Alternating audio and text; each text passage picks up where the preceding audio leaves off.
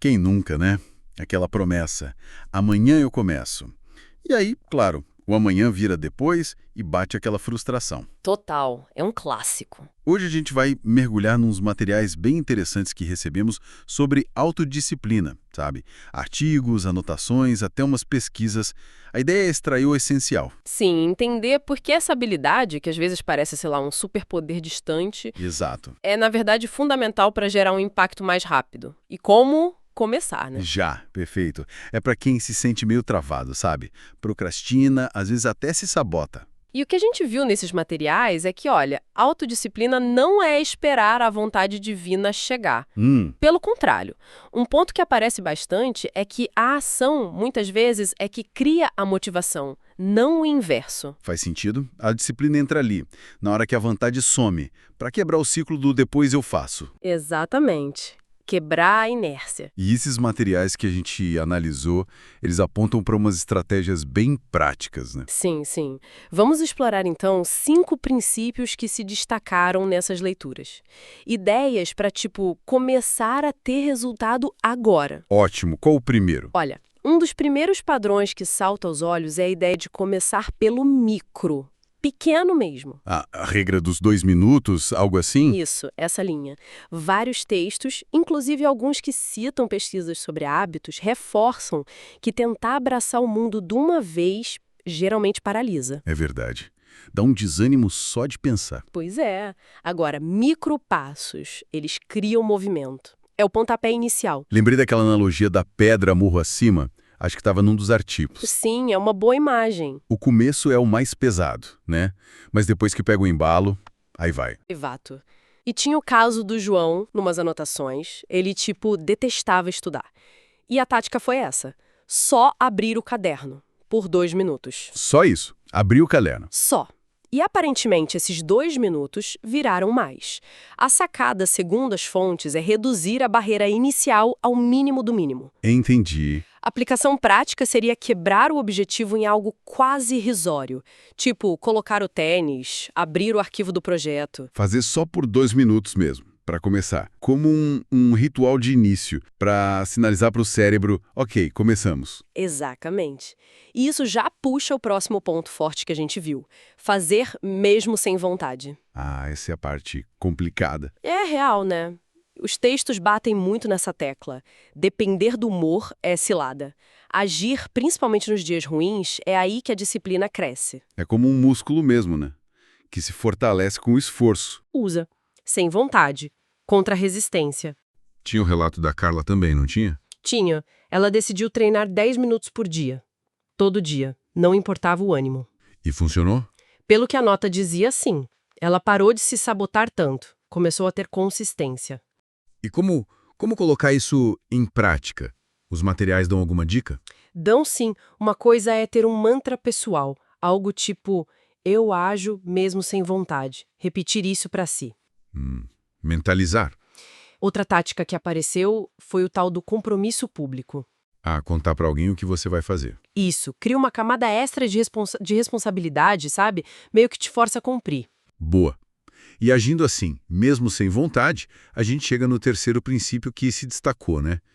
Eliminar o atrito. Exato, o ambiente. Muitas vezes a procrastinação não é só preguiça, é o ambiente que tá difícil, cheio de barreiras. Faz sentido.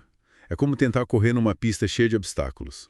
Perfeito. Li o exemplo do Lucas, que queria escrever. Lembro desse. O celular era o problema, né? Notificações. Isso, o atrito dele era a distração digital. A solução, descrita lá, foi preparar o ambiente antes, tirar o celular de perto, deixar o editor de texto já aberto. Com um lembrete, algo assim? Isso, tipo, escreva antes de pensar. Facilitou o início, tirou a barreira. Então, a dica prática recorrente é essa. Preparar o palco na noite anterior. Sim, organizar o espaço, tirar as distrações óbvias, talvez, até usar bloqueador de site, se for o caso, deixar o caminho para a ação o mais liso possível. Muito bom.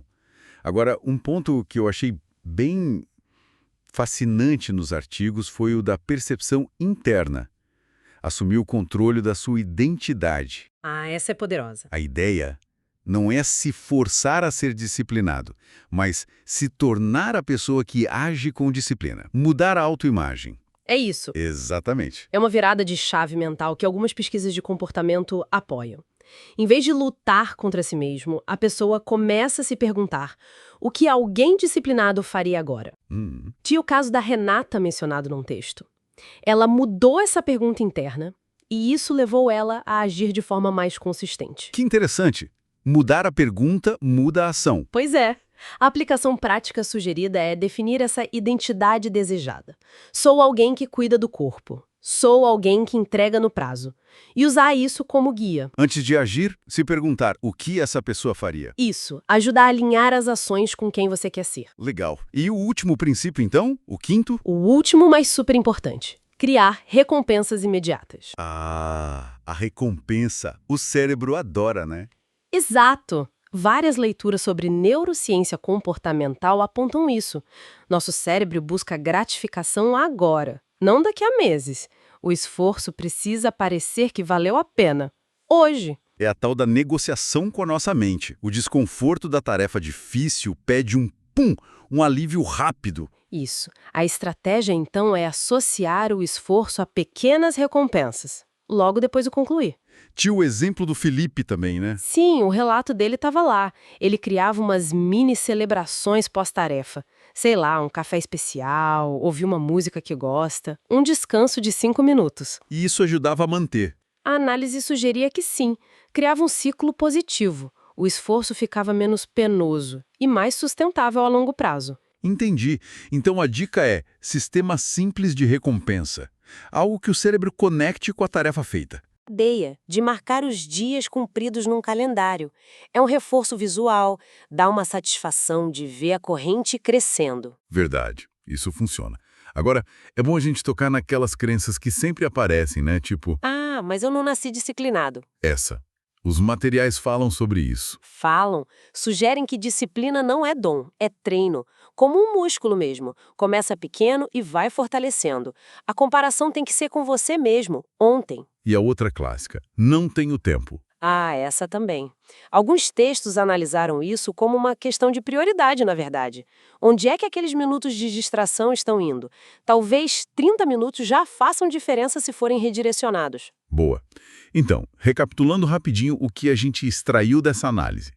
Primeiro, começar micro, a regra dos 2 minutos. Isso. Segundo, agir mesmo sem vontade. Terceiro, eliminar o atrito do ambiente. Quarto, assumir a identidade de quem faz. E quinto, criar recompensas imediatas. Exato. São os 5 pilares que emergiram com mais força. Tem uma citação, acho que do Jim Rohn, que talvez estivesse em algum lugar. A disciplina é a ponte entre metas e realizações. Boa. E pensar nela não como prisão, mas como? Liberdade com direção. É um ângulo interessante que essa análise trouxe. Com certeza. Fica a reflexão, então. Qual desses princípios que a gente levantou aqui ressoa mais agora? Qual o primeiríssimo micropasso que dá para dar hoje mesmo? É por aí. Começar. Mesmo que seja só abrir o caderno por 2 minutos. Parece que essa é a mensagem central, né? É isso. Parece que a vida agradece por essa escolha de começar.